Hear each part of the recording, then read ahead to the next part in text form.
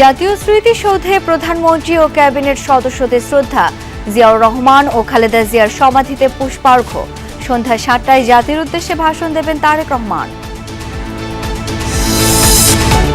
সচিবালয়ে নতুন মন্ত্রী, প্রতিমন্ত্রীদের স্বাগত। যত দ্রুত সম্ভব পৌর, সিটি ও উপজেলা নির্বাচন দেওয়ার কথা জানালেন এলজিআরডি মন্ত্রী মির্জা ফখরুল। পরিকল্পনা বাস্তবায়ন করার জন্য তিনজন মন্ত্রিসভা ইতিমধ্যে গঠন করেছেন এবং সেই মন্ত্রিসভা তার পরিকল্পনা বাস্তবায়ন করবে।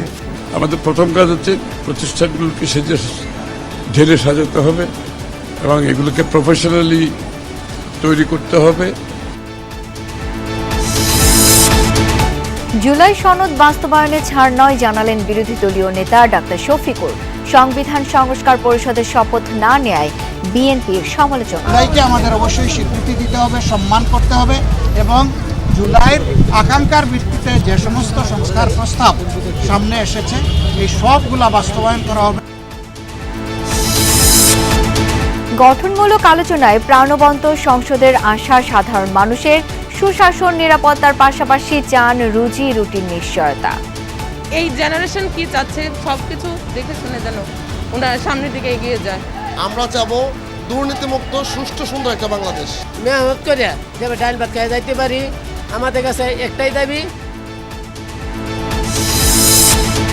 অমর একুশে গ্রন্থমেলা নিয়ে দোটানা। সোহরাওয়ার্দী উদ্যানে চলছে স্টল, প্যাভিলিয়ন তৈরির কাজ। আয়োজন পিছিয়ে দেওয়ার দাবি প্রকাশকদের একাংশের। কুষ্টিয়ায় পদ্মার চরাঞ্চল ঘিরে সক্রিয় একাধিক সন্ত্রাসী বাহিনী। বালুমহাল আর চাঁদাবাজিকে কেন্দ্র করে গড়েছে অপরাধের সাম্রাজ্য। তাণ্ডব চালাচ্ছে লোকালয়েও। কোটি কোটি টাকা খালি। এখানে মনে করেন যে বাহিনীর যত শক্তিশালী, যাদের কাছে অত্যাধুনিক অস্ত্র যত বেশি, তারা মনে করেন যে তাদের ডিমান্ড অনেক বেশি। বনের চর আছে, ওইদিকে আর এক চর আছে, এজন্য এদিকে পুলিশের চাপ খুবই কম। বাহিনীর অত্যাচার এটা তো চাই না আমরা চাই ভালোভাবে রাষ্ট্র চলুক, আমাদের সমস্যা না হয় সেটাই আমার ভালো।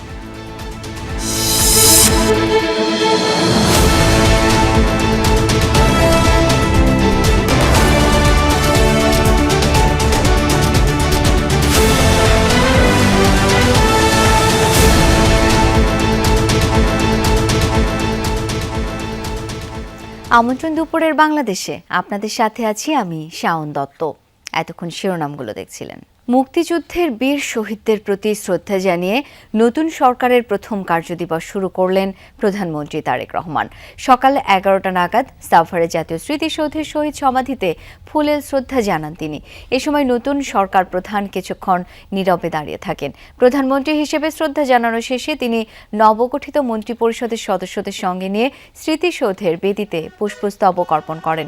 এরপর স্মৃতিসৌধের পরিদর্শন বইয়ে সই করেন প্রধানমন্ত্রী তারেক রহমান। দেশের 11তম সরকার প্রধান হিসেবে সই করেন তিনি। সেই সাথে প্রচলন মেনে স্মৃতিসৌধ প্রাঙ্গণে একটি পারিজাত গাছের চারা রোপণ করেন প্রধানমন্ত্রী।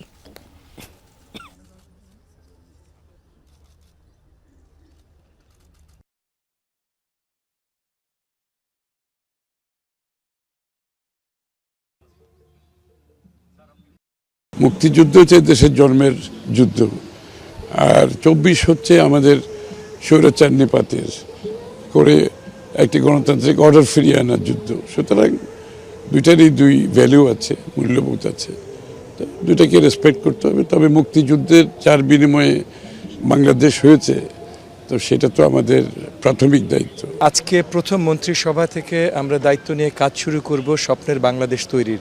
যেই স্বপ্ন আমাদের মাননীয় প্রধানমন্ত্রী দেশবাসীকে দেখিয়েছেন, যেই স্বপ্নের উপরে আস্থা রেখে আমাদেরকে দেশবাসী বিপুল ভোটে জয়যুক্ত করেছেন। সো এই যাত্রা এখন থেকে শুরু হলো ইনশাআল্লাহ।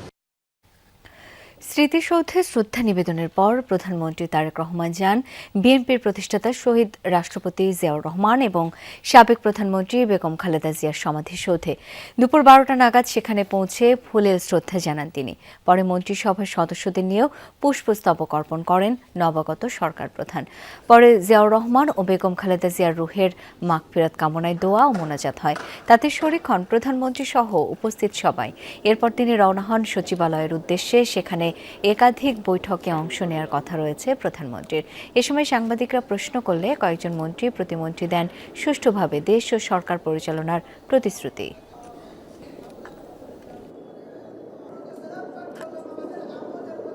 মানবিক এবং ইনসাফ এবং ন্যায়ের একটা সমাজ ব্যবস্থা গড়ে তুলতে চাই।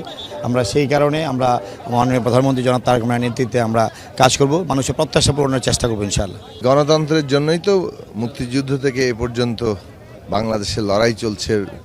আমাদের যে শহীদরা তাদের আত্মত্যাগ করেছেন, রক্ত দিয়েছেন, কাজেই মূলত রক্তের ঋণটাই আমরা সবাই আবদ্ধ এবং সেই ক্ষেত্রেই দায়বদ্ধ। ভালো ক্রিয়াঙ্গন এবং ক্রিয়াঙ্গনের মাধ্যমে যাতে আগামীর বাংলাদেশের যাতে রাজনীতিতে একটি গুণগত পরিবর্তন আসে সেটার বিষয়ে আমি সর্বাত্মকভাবে চেষ্টা করব। বিশ্বায়নের যুগে যে শিক্ষা ব্যবস্থার প্রয়োজন রয়েছে সেটাই আমরা ব্যবস্থা নেব, আমরা পিছিয়ে আর থাকবো না। নতুন মন্ত্রীদের বরণ করে নিয়েছে প্রশাসনের প্রাণকেন্দ্র সচিবালয়। সকাল থেকেই নতুন মন্ত্রিসভার সদস্যরা সচিবালয়ে আসেন।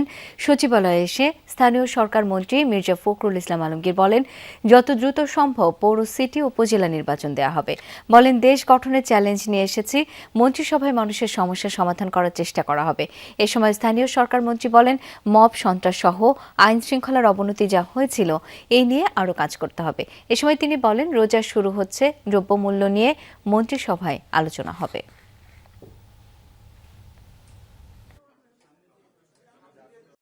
যিনি আমাদের এখন নেতৃত্ব দিচ্ছেন তার প্রথম কথাটি ছিল বাংলাদেশে নেমে যে আই হ্যাভ এ প্ল্যান, আমার একটা পরিকল্পনা আছে, এবং সেই সঙ্গে সেই পরিকল্পনা বাস্তবায়ন করার জন্য তিনি তার মন্ত্রিসভা ইতিমধ্যে গঠন করেছেন এবং সেই মন্ত্রিসভা তার পরিকল্পনা বাস্তবায়ন করবে।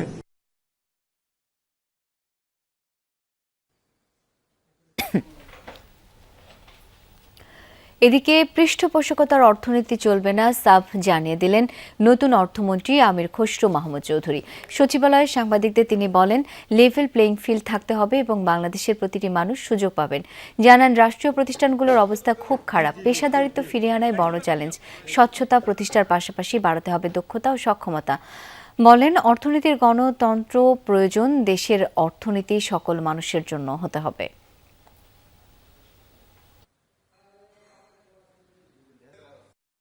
একটি পৃষ্ঠপোষকতার অর্থনীতি আমরা চলতে দিতে পারি।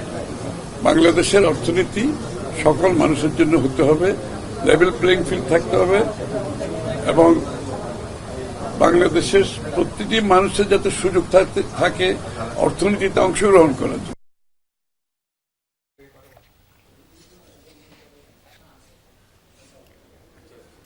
সড়ক পরিবহন মন্ত্রী শেখ রবিউল আলম বলেন, সড়ক, রেল ও নৌ মন্ত্রণালয়ে যেসব অবকাঠামোগত সমস্যা আছে তা খতিয়ে দেখে ব্যবস্থা নেওয়া হবে। যেসব সড়ক রাস্তায় সমস্যা আছে আলোচনা করে সংস্কার করা হবে। দুর্নীতি রোধ ও স্বচ্ছতা আনা হবে মন্ত্রণালয়ে। মন্ত্রী, প্রতিমন্ত্রী সহ 3 জন দায়িত্বে, কাজের ধরন দেখে মন্ত্রণালয় ভাগ করা হবে 2 প্রতিমন্ত্রীর মাঝে।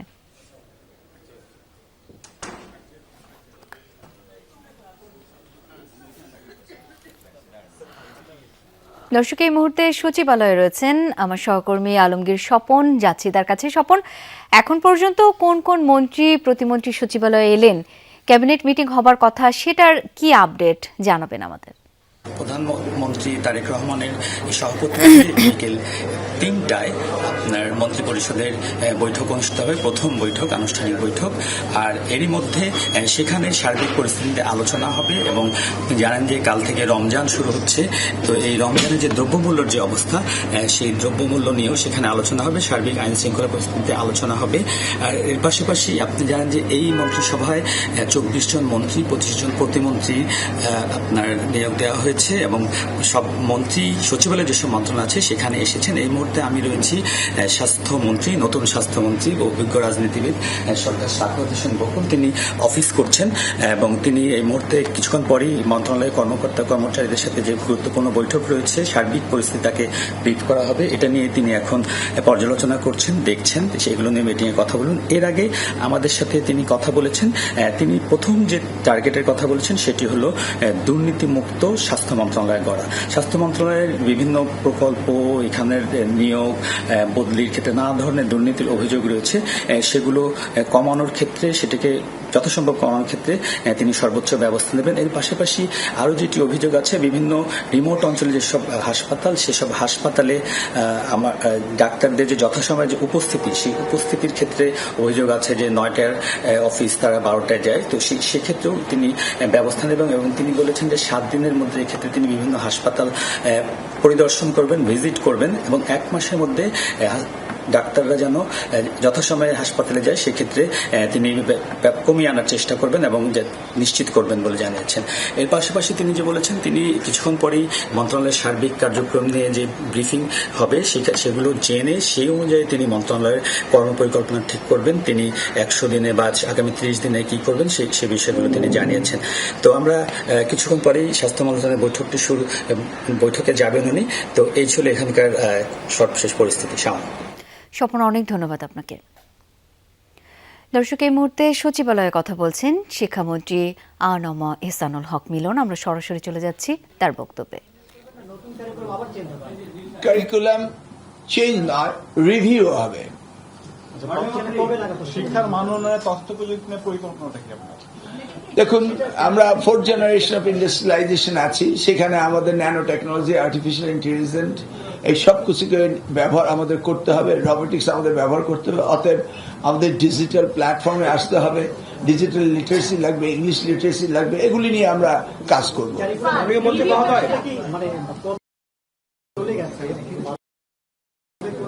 না, কবে ডেট তো আপনি প্রথম দিন আসার পরে আপনি এই প্রশ্ন করলে তার উত্তর কখনো আসবে না। আমি আসলাম, বসলাম, সব হয়ে যাবে। লেট আস লে আউট দ্য প্রোগ্রাম, এটা আমি আগেই বলেছি। কবে প্রশ্নটা তো এই মুহূর্তে বলা যাচ্ছে না। This is the first day, first minute in my office. জি,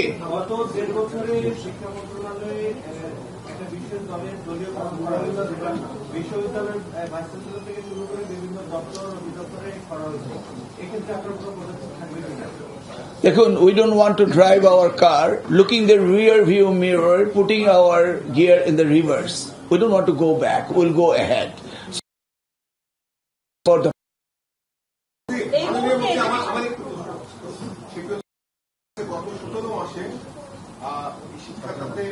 এর আগেও শিক্ষা খাতে যে অনিয়ম ছিল, দুর্নীতি ছিল, সেটি গত 17 মাসে বন্ধ হয়নি এবং শিক্ষা মন্ত্রণালয়ের কোনো জবাবদিহিতা ছিল না। বিশেষ করে আমরা মাধ্যমিক উচ্চ শিক্ষা অধিদপ্তরে এসএসসি নিয়ে প্রচুর রিপোর্ট রয়েছে, বাট শিক্ষা মন্ত্রণালয়ের দুটি সিন্ডিকেট আছে, এগুলো আপনি খোঁজখবর নিয়ে আপনি ব্যবস্থা নেবেন কিনা এবং সেগুলো আপনারা। আমি এবং আমাদের প্রতিমন্ত্রী ববি হাজার সাহেব, আমরা দুজনেই আপনাদের কাঠ গড়ায় দাঁড়াবো কিছুদিন পরে, তখন উত্তর দেব। নবনিযুক্ত শিক্ষামন্ত্রীর বক্তব্য শুনছিলাম সরাসরি। দেশে নতুন সরকার, নতুন মন্ত্রিসভা, সরকারের কাছে নানা প্রত্যাশা সাধারণ মানুষের। জনবান্ধব বিতর্কে প্রাণবন্ত সংসদ দেখার অপেক্ষায় তারা। সুশাসন, নিরাপত্তার পাশাপাশি খেয়ে পড়ে চলার নিশ্চয়তা চায় সাধারণ মানুষ। পুনরাবৃত্তি চায় না ফ্যাসিবাদ ও দুর্নীতির।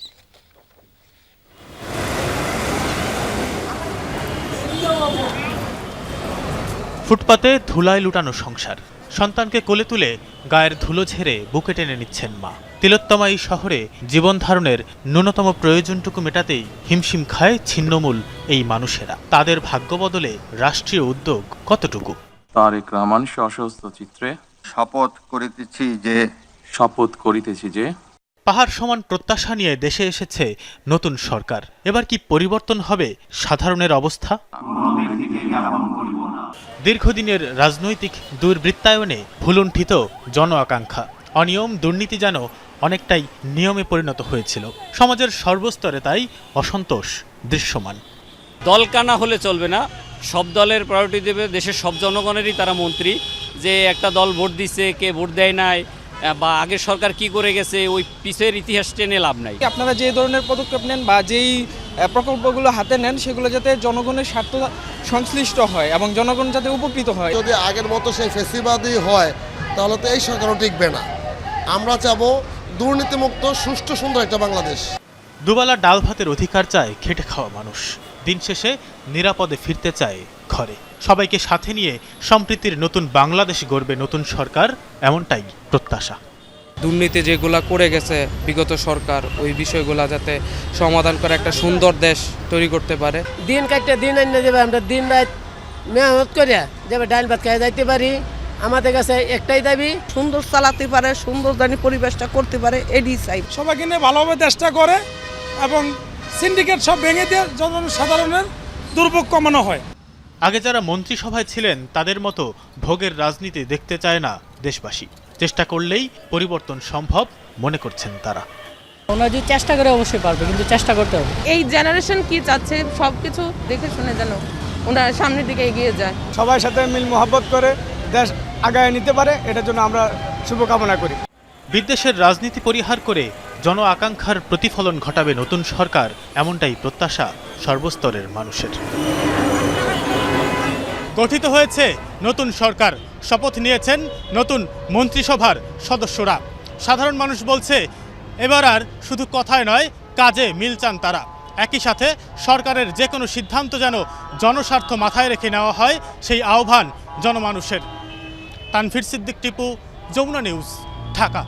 সংবিধান সংস্কার পরিষদের শপথ না নেয়ার মাধ্যমে জুলাই গণঅভ্যুত্থানকে অপমান করা হয়েছে। তবে সরকার যদি জুলাই সনদ বাস্তবায়নের উদ্যোগ না নেয়, বিরোধী দল ছাড় দেবে না, এই মন্তব্য করেছেন বিরোধী দলীয় নেতা ও জামায়াতে ইসলামের আমির ডাক্তার শফিকুর রহমান। সকালে মিরপুরের 60 ফিট এলাকার মণিপুর স্কুলের সামনে পরিষ্কার পরিচ্ছন্নতা কর্মসূচিতে অংশ নেন তিনি। বলেন, প্রতিদিন ফজরের পর অন্তত 1 ঘন্টা ময়লা পরিষ্কার করা হবে। মিরপুর কাফরুলকে মডেল এলাকা হিসেবে গড়ে তোলা হবে। তার প্রত্যাশা, সরকার এই কাজে ফান্ডিং ঠিক রাখবে। ঢাকায় থাকলে প্রতিদিন ময়লা পরিষ্কার করবেন, রাজধানীর বাইরে থাকলেও একই কাজ করবেন, জানান আমির।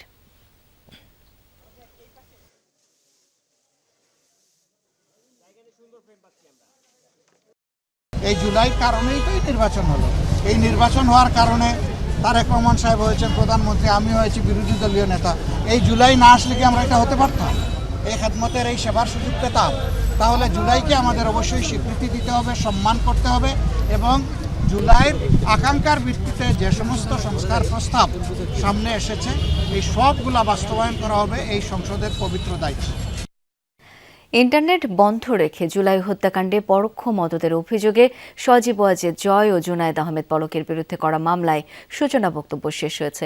25 ফেব্রুয়ারি মামলার সাক্ষ্য গ্রহণ শুরু হবে। এদিকে আওয়ামী লীগ সরকারের আমলে সংগঠিত শতাধিক গুম খুনের মামলায় সাক্ষ্য দেয়া সাবেক সেনাপ্রধান ইকবাল করিম ভূঁইয়াকে আজ জেরা করেছেন জিয়াউল আহসানের আইনজীবীরা। ফের জেরা করা হবে 23 ফেব্রুয়ারি। জেরায় তিনি জানান, জিয়াউল আহসান সিরিয়াল কিলার ছিলেন, সে কারণে তাকে পদোন্নতি দিতে রাজি ছিলেন না ইকবাল করিম ভূঁইয়া, কিন্তু প্রমোশন বোর্ডের অধিকাংশ সদস্যরা তার পক্ষে ছিলেন। তিনি আরও জানান, সেনাবাহিনীর প্রমোশন বোর্ডে অধিকাংশ পদোন্নতি নিজেদের স্বার্থে দেওয়া হতো। তাছাড়া বোর্ড সভায় লুকিয়ে সিনিয়রদের মেসেজ পাঠিয়ে জানানো হতো কে কার পক্ষে প্রমোশনের জন্য মতামত দিচ্ছেন। তার পরবর্তী জেরা 22 ফেব্রুয়ারি।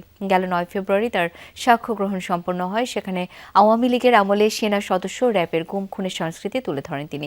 এদিকে জুলাই হত্যাকাণ্ডে ওবায়দুল কাদেরের মামলায় প্রয়াত শরীফ ওসমান হাদির লিখিত জবানবন্দি সাক্ষ্য হিসেবে গ্রহণ করেছে ট্রাইব্যুনাল। নোয়াখালীতে আওয়ামী লীগের জেলা কার্যালয়ে ব্যানার টানানোর ঘটনায় 5 জনকে আটক করেছে পুলিশ। পুলিশ জানায়, ভোরে শহরের মাইজদি টাউন হল এলাকায় আওয়ামী লীগের কার্যালয়ে তালা ভেঙে ভেতরে প্রবেশ করে কয়েকজন যুবক। পরে প্রধান ফটকে নোয়াখালী জেলা আওয়ামী লীগ কার্যালয়ে ব্যানার টানায় তারা এবং স্লোগান দেয়। ভিডিওটি সামাজিক যোগাযোগ মাধ্যমে ছড়িয়ে পড়লে অভিযানের নামে পুলিশ আটক করা হয় 5 জনকে। সেই সাথে কার্যালয় থেকে ব্যানারটি সরিয়েও নেওয়া হয়েছে।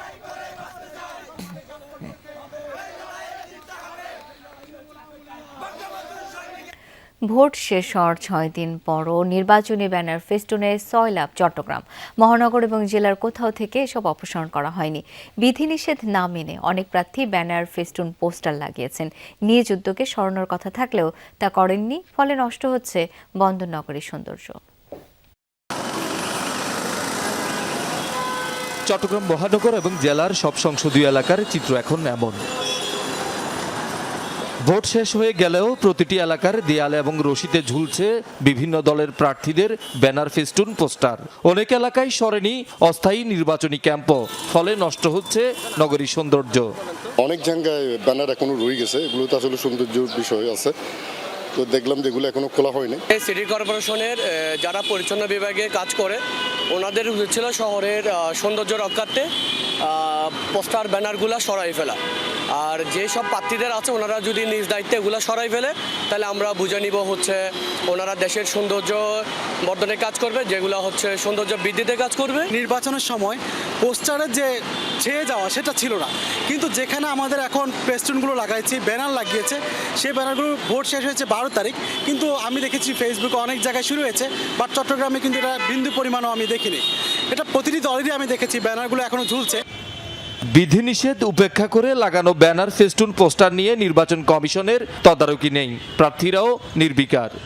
ব্যানারগুলো যে অপারেশন করা দরকার, এই শহরটা যে তাদেরও শহর এবং শহরবাসীর প্রতি তাদেরকে দায়বদ্ধ হচ্ছে, এটা অনেক সময় তারা ভুলে যান।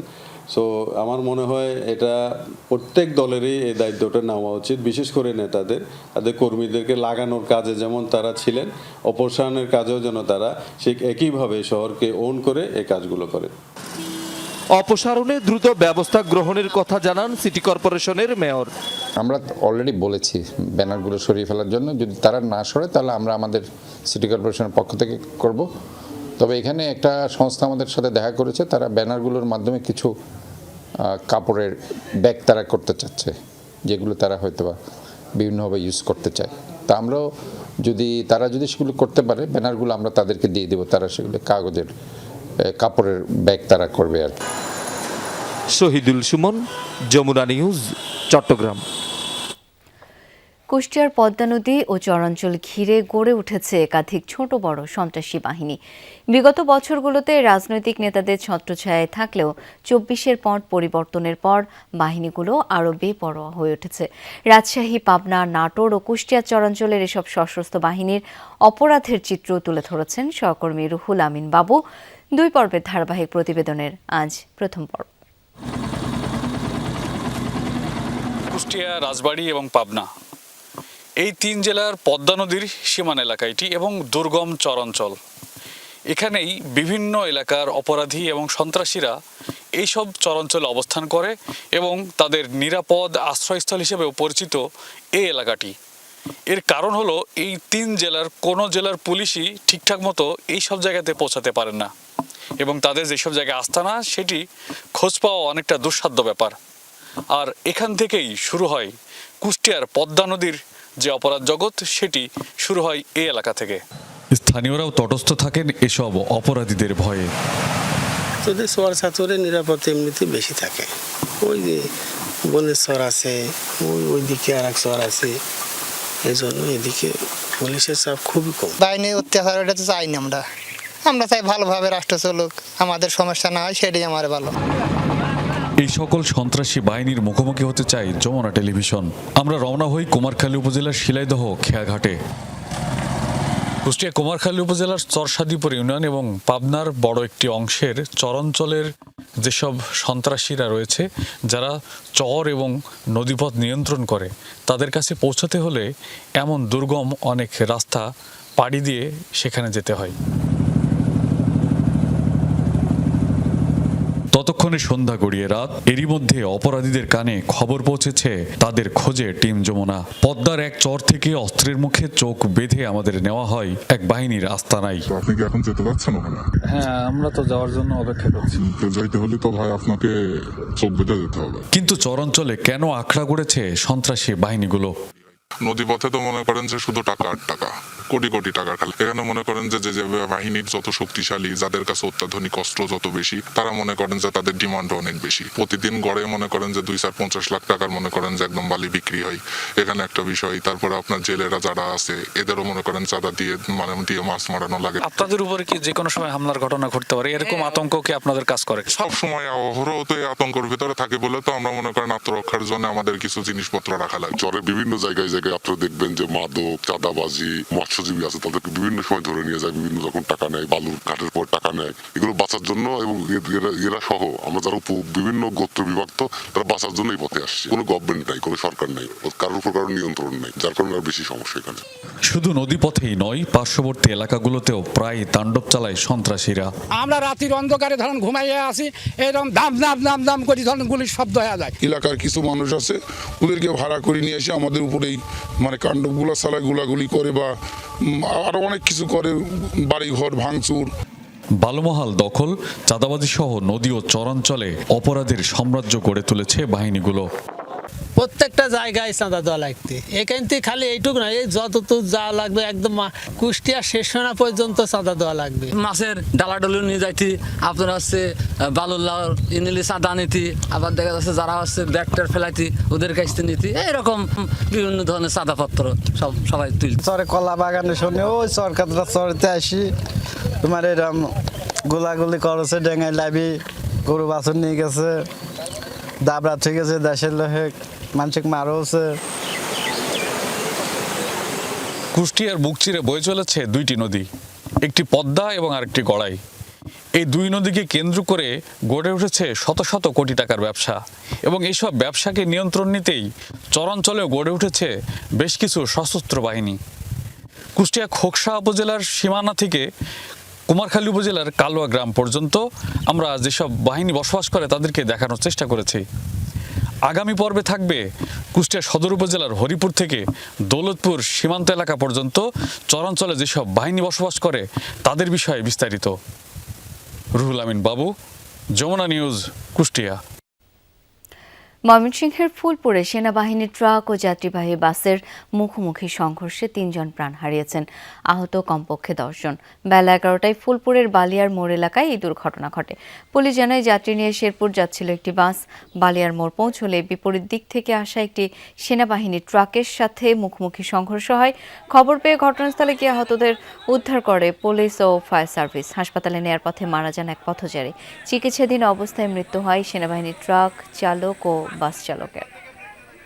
নবনির্বাচিত প্রধানমন্ত্রী তারেক রহমান দুপুর 12:30টার দিকে সচিবালয়ে উপস্থিত হয়ে প্রথম দাপ্তরিক কাজ শুরু করেছেন।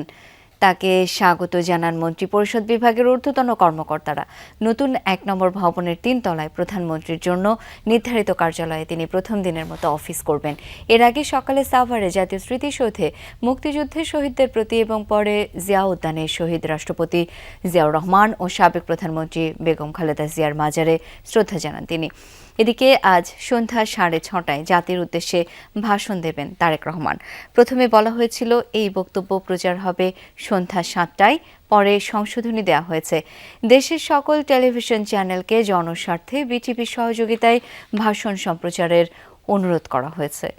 2 দিন বাকি থাকলেও অমর একুশে গ্রন্থমেলা হচ্ছে কিনা তা নিয়ে এখনও রয়ে গেছে সংশয়। সংস্কৃতি প্রতিমন্ত্রী জানিয়েছেন বিকেলে মন্ত্রিসভার বৈঠকে বিষয়টি তোলা হবে। বাংলা একাডেমির মহাপরিচালক বলছেন প্রকাশকদের মতামতেই নির্ধারণ করা হয়েছিল মেলার তারিখ। উল্টো দিকে প্রকাশকদের একাংশ বলছেন তারিখ নির্ধারণে তাদের কোনো ভূমিকা ছিল না, তাদের দাবি বইমেলা পেছানোর। শাকিল হাসানের রিপোর্ট, ছবি তুলেছেন রাকিব হাসান। ঐতিহ্য অনুযায়ী ফেব্রুয়ারির শুরুতেই অমর একুশে গ্রন্থমেলা আয়োজিত হয়ে আসছে, কিন্তু এবার নির্বাচনের কারণে ফেব্রুয়ারির শুরুতে বইমেলায় সরকারের সাড়া মেলেনি। তাই একবার সিদ্ধান্ত হয়েছিল ডিসেম্বরে মেলা করার, সেটিও ভেস্তে গেছে। পরবর্তীতে সিদ্ধান্ত হয় 20 ফেব্রুয়ারি থেকে শুরু হবে মেলা। কিন্তু শুরু থেকেই এ তারিখ নিয়ে আপত্তি জানিয়ে আসছেন প্রকাশকদের বড় অংশ। তাদের দাবি, রোজা এবং স্কুল কলেজ বন্ধ থাকায় এই সময়ে বইমেলা জমে উঠবে না, তাই মেলা পেছানোর দাবি তাদের। ঈদের পরে বইমেলাটা আয়োজন হলে সেই ক্ষতির পরিমাণটা কিছুটা কমে আসবে, কিন্তু এখন তো আমরা নিশ্চিত যে ক্ষতিটা হবে। ইফতারি পরে নামাজের পরে তারাবির পরে মেলা শেষ, সারাদিন ক্লান্ত, বিভিন্ন কর্মকাণ্ড। আবার দেখেন, আবার 15 রোজার পর থেকে কিন্তু মানুষ কিন্তু কি হয়, মার্কেটমুখী হয়। এতগুলো মূলধারার প্রকাশককে বাদ দিয়ে মেলার আয়োজন যেটা করতে যাচ্ছে সেটা কি আসলে জমবে? কখনোই জমবে না। এটা আমরা মনে করি যে এটা খুব একটা ভুল সিদ্ধান্ত হচ্ছে। এদিকে বাংলা একাডেমির মহাপরিচালক বলছেন প্রকাশকদের মত নিয়ে তারিখ চূড়ান্ত করা হলেও তারা এখন মেলা আয়োজন থেকে পিছিয়ে আসছেন। পরেও যে পিছিয়ে আসবেন না তার নিশ্চয়তা কি? সমস্ত পক্ষ মিলিয়ে 20 তারিখ সিদ্ধান্ত হয়েছে। যখন সিদ্ধান্ত হয়েছে তারা তখন কিছু বলেননি। যখন প্রস্তুতি অনেক দূর অগ্রসর হয়েছে তখন তারা বললেন যে আমরা মেলা করবো না। কিন্তু কি করবেন সেটা তো, এবং কেন করবেন না সেটা আসলে পরিষ্কার না। নিজেদের মধ্যে নানান ধরনের কোন্দল আছে এবং তারা বই মেলার মতো একটা অত্যন্ত সেন্সিটিভ ব্যাপারকে ব্যবহার করছেন সেই কোন্দলের প্রকাশ হিসেবে। একটা মেলা ধরেন ভালো হলো না, জমলো না, ভালো প্রকাশকরা অনেকে আসলো না, তো এটা আমরা কেন করতে চাইবো? আমাদের কি লাভ? এদিকে মাত্রই দায়িত্ব নেয়া নতুন সরকার অমর একুশে গ্রন্থমেলার আয়োজন নিয়ে পড়েছে উভয় সংকটে। সংস্কৃতি প্রতিমন্ত্রী জানান, মন্ত্রিসভার বৈঠকে হবে সিদ্ধান্ত। এক প্রকাশক ফোন দিয়ে বলল যে আমাদের অনেক ক্ষতি হবে, আর এক প্রকাশক বলল যে কিছুই ক্ষতি হবে না, স্টল সব ফ্রি করে দেওয়া হয়েছে, খালি আসবে। তো ক্যাবিনেট মিটিং আছে, তখন দেখি আলাপ করবো কি বলে বলে। এরই মধ্যে বাংলা একাডেমির চত্বর ও সোহরাওয়ার্দী উদ্যানে মেলার স্টল নির্মাণের কাজ খানিকটা এগিয়েছে, তবে এখনো বাকি অনেক কাজ। 1983 সালে রাজনৈতিক আন্দোলনের কারণে অমর একুশে গ্রন্থমেলা অনুষ্ঠিত হয়নি। 2021 আর 22 সালে করোনার কারণে সময় বদলেছিল মেলার, কিন্তু এবার বাংলা একাডেমি এবং সৃজনশীল প্রকাশকদের মুখোমুখি অবস্থান শঙ্কা তৈরি করেছে মেলা আয়োজন নিয়ে। শাকিল হাসান, যমুনা নিউজ, ঢাকা। রমজানের প্রস্তুতি হিসেবে সব রকম নিত্যপণ্যের পর্যাপ্ত মজুত করা হয়েছিল। অনেক পণ্যের উপর থেকে কমানো রমজানের প্রস্তুতি হিসেবে সব রকম নিত্যপণ্যের পর্যাপ্ত মজুত করা হয়েছিল। অনেক পণ্যের উপর থেকে কমানো হয় আমদানি শুল্ক, তবে কোনো কিছুতেই লাভ হলো না। রোজার আগেই বেড়েছে ছোলা, খেজুর আর চিনির দাম। আমদানিকারকরা বলছেন, বন্দর জটিলতায় কদিন পণ্য খালাস বন্ধ ছিল, এতে সরবরাহ ব্যাহত হওয়ায় প্রভাব পড়েছে দামে। চাহিদা যা ছিল একটু বেশি মাল হয়েছে। রমজানের আগে দাম বাড়ানোর সম্ভাবনা আছে? না না, কম পড়বে, বাড়বে না। আগে যে ছোলা আমরা প্রতি টন ইম্পোর্ট করতাম আপনার $650, বর্তমানে সেটা $480 থেকে $500 মধ্যে দাঁড়িয়েছে। রোজায় সবচেয়ে বেশি চাহিদা যে খাদ্যপণ্যের, সেই ছোলার মজুদ নিয়ে আশ্বস্ত করেছিলেন আমদানিকারকরা। অথচ মাস দেড়েকের ব্যবধানে বাস্তবতা সম্পূর্ণ ভিন্ন। মানভেদে ছোলার কেজিতে বেড়েছে অন্তত 5 টাকা। বেশ কয়েকদিন পর্যন্ত অস্থিরতা চলতেছে। পণ্য অর্থাৎ পাইপলাইনের পণ্য সরবরাহ ঠিক মতো হচ্ছে না। নিম্নমানের যে পণ্যগুলো ছোলাগুলো ছিল, যেগুলো 68 টাকা, এখন সেগুলো প্রায় 72 টাকা বিক্রি হচ্ছে। আর যেগুলো 80 টাকা ছিল, এগুলো 85 টাকা বিক্রি হচ্ছে। যে খেজুর ছাড়া ইফতার অসম্পূর্ণ, রমজানে তার চাহিদা 65,000 মেট্রিক টন, বিপরীতে আমদানি 15,000 টন বেশি। তার উপর আমদানি শুল্ক 25 থেকে কমিয়ে করা হয়েছে 15%। তবুও ধরনভেদে 30 থেকে 100 টাকা দর বেড়েছে এই খাদ্যপণ্যের। রোজার সময় তো সবাই চিন্তা করে এই দেশে, ধরেন একটু প্রফিট বেশি করার জন্য, বা যার কাছ থেকে সে আনে সে একটু প্রফিট বেশি করে। আমাদের দেশের চাহিদা যখন বাড়ে তখন সবাই চায় যেন ওইখানে একটু প্রেশারাইজ করে কিছু করা যায় কিনা। এটা হচ্ছে জিহাদি বলে বস্তার খেজুর, এটা অন্য বছর আমরা 160-70 বেচছিলাম, এবার 220 টাকা হয়ে গেছে, দাম বেড়ে গেছে। যথারীতি দাম বৃদ্ধির অজুহাত অন্যতম এই আমদানিকারকের। রোডে বন্দর একটু সমস্যা ছিল, 4-5 দিন কোনো কাজ হয় না, তারপরে আবার 3 দিন 4 দিন 1 লাখ বন্ধ গেলো নির্বাচনের ব্যাপারে। এই দুইটা বন্ধের কারণে আমাদের ডেলিভারিটা একটা সাপ্লাই চেনে একটা বাধা হয়েছে। আমরা আমদানি করেছি 80,000 মেট্রিক টনের উপরে। তো ওই হিসাবে আমাদের 50% মাল চলে আসছে, 50% মাল পোর্ট এবং উন্দা হয়ে আছে। সারাদিন রোজার পর শরবত পান করে প্রাণ জুড়াবেন, তাতেও আছে বিড়ম্বনা। শরবতের অন্যতম অনুষঙ্গ চিনির বাজারও অস্থির। খোলা চিনির দর বেড়েছে 10 টাকা পর্যন্ত। চিনি ওই বস্তায় 100-200 টাকা বাড়ে কমে। 1 মাস আগে আমাদের পাইকারি হোলসেল হিসেবে আমরা 87-88 টাকা বিক্রি করছি। সেই চিনি মাঝখানে 90-92 টাকা হয়েছে। এখন 95-94-95 পাইকারি কেনা পড়ে আর কি। অপরিবর্তিত পণ্যের তালিকায় একমাত্র ভোজ্য তেল, বোতলজাত কিংবা খোলা সয়াবিন মিলছে সরকার নির্ধারিত দামে। ভোক্তারা বলছেন, রমজানে সারা বিশ্বে যখন নিত্যপণ্যের দাম কমে, বাংলাদেশে বরাবরই উল্টো চিত্র। রোজায় বাজার কঠোরভাবে মনিটরিংয়ের দাবি জানিয়েছেন তারা। হুমায়ুন রশিদ, যমুনা নিউজ, ঢাকা। আগামীকাল থেকে নতুন সময়সূচিতে চলবে ব্যাংক ও পুঁজিবাজারের লেনদেন। রমজান উপলক্ষে সূচিতে পরিবর্তন আনা হয়েছে। সাধারণ সময়ে ব্যাংকিং কার্যক্রম বিকাল 4টা পর্যন্ত চললেও আগামীকাল থেকে চলবে সকাল 9:30 থেকে 2:30 পর্যন্ত। জোহরের নামাজের জন্য বেলা 1:15 থেকে 1:30 পর্যন্ত ব্যাংকে বিরতি থাকবে। অন্যদিকে পুঁজিবাজার লেনদেন শুরু হবে সকাল 10টা থেকে, চলবে দুপুর 1:40 পর্যন্ত। পোস্ট ক্লোজিং সেশন থাকবে 10 মিনিট, তবে ডিএসসি অফিস চলবে বেলা 9টা থেকে 2:30 পর্যন্ত।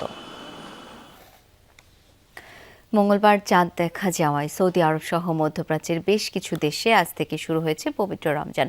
রাতে প্রথম তারাবির নামাজ আদায় করেছেন সংযুক্ত আরব আমিরাত, কুয়েত, বাহরাইন, ফিলিস্তিন আর সুদান সহ বেশ কয়েকটি দেশের ধর্মপ্রাণ মুসল্লিরা সেহরি খেয়ে করেছেন সিয়াম সাধনার নিয়ত। পাশাপাশি Jordan, Syria, Indonesia, Pakistan, Tunisia, Malaysia আর ইরান সহ বিভিন্ন দেশে বৃহস্পতিবার থেকে রোজা শুরু হতে পারে। এদিকে তুরস্ক, ওমান, সিঙ্গাপুর এবং অস্ট্রেলিয়ায় বৃহস্পতিবার থেকে রমজান শুরু হওয়ার সম্ভাবনা রয়েছে। চাঁদ দেখার সাপেক্ষে আগামীকাল থেকেই রোজা শুরু হতে পারে বাংলাদেশে।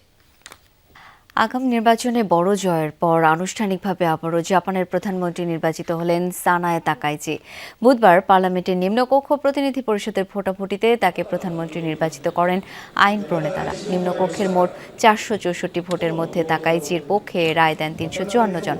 বিরোধী দলীয় প্রার্থী জুনিয়া ওগায়া পেয়েছেন 50 ভোট। প্রতিনিধি পরিষদে এলডিপি ও জাপান ইনোভেশন পার্টির সরকার দলীয় জোটের আসন 352টি। বুধবারই নতুন মন্ত্রিসভা গঠন করতে পারেন তাকাইচি। এর আগে গত বছর অক্টোবরে প্রধানমন্ত্রীর দায়িত্ব নেন তিনি। পরে 23 জানুয়ারি পার্লামেন্ট ভেঙে দিয়ে আগাম নির্বাচনের ডাক দেন।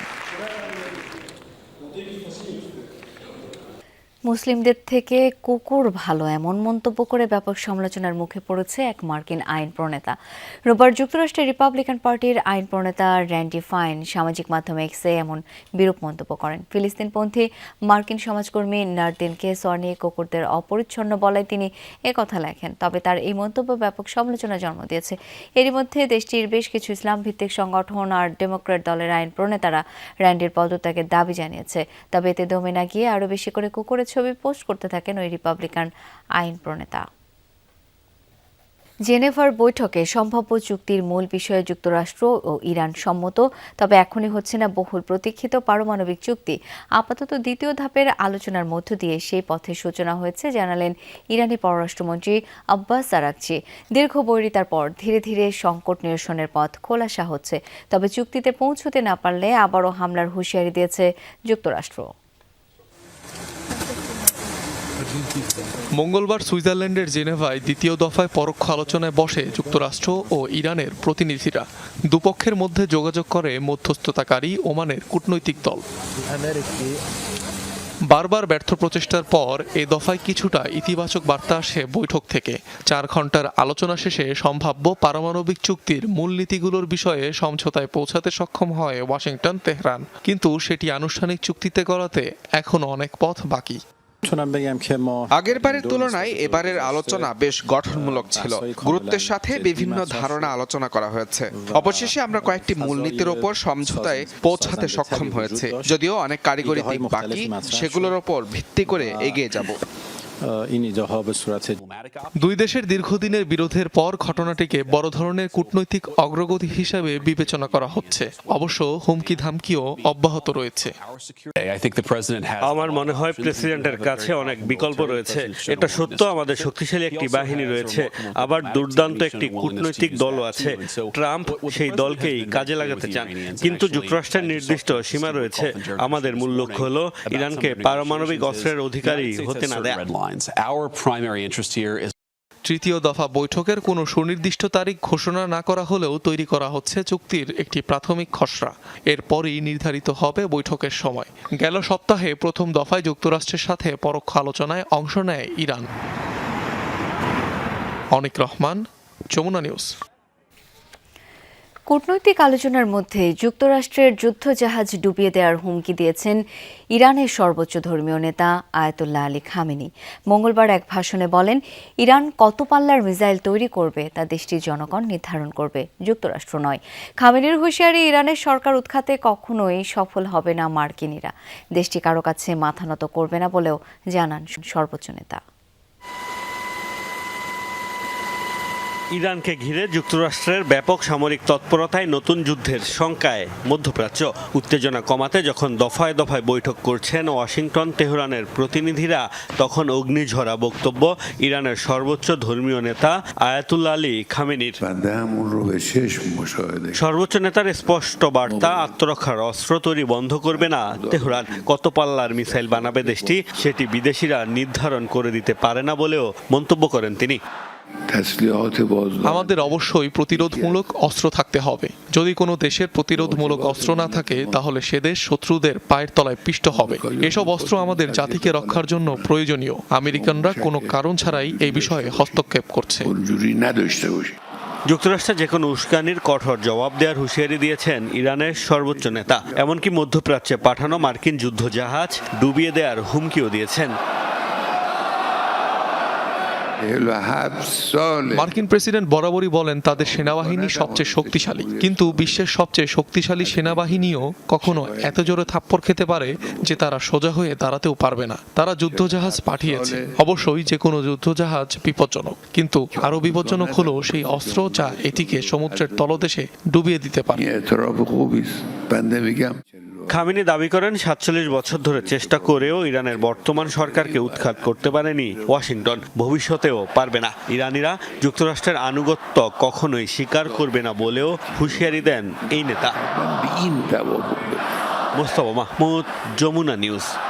সার্ভার ডাউনের শিকার হলো ইউটিউব। যুক্তরাষ্ট্র সহ বিভিন্ন দেশের সাময়িক বিভ্রাটের কবলে পড়ে ভিডিও শেয়ারিং প্ল্যাটফর্মটি। মঙ্গলবার বিশ্বজুড়ে ৩ লাখেরও বেশি ব্যবহারকারী ইউটিউবে ভিডিও দেখতে না পারার অভিযোগ করেছে পর্যবেক্ষণ সংস্থা ডাউন ডিটেক্টর জানিয়েছে। এই তথ্য এছাড়া আরও প্রায় ৯,০০০ ব্যবহারকারীর ইউটিউব টিভিতে সমস্যার অভিযোগ পাওয়া গেছে। ইউটিউব কর্তৃপক্ষ জানায় তাদের রিকমেন্ডেশন সিস্টেমের ত্রুটির কারণে এই বিভ্রাট ঘটে।